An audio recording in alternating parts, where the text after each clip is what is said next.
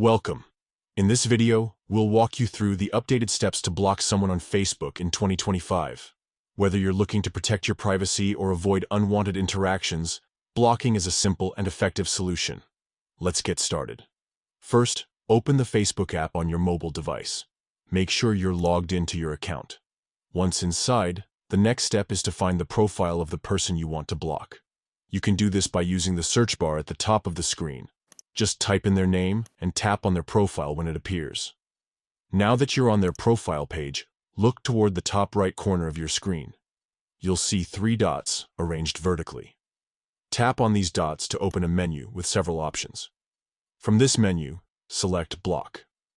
At this point, Facebook will display a confirmation message explaining what happens when you block someone. For instance, they won't be able to see your posts, tag you, or send you messages anymore. If you're sure about your decision, go ahead and tap Block again to confirm. And that's it.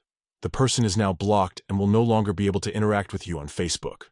If you ever change your mind, you can always unblock them later by going into your settings. Blocking someone is a quick and discreet way to maintain control over your social media experience. Remember, they won't be notified that they've been blocked, so it's entirely private.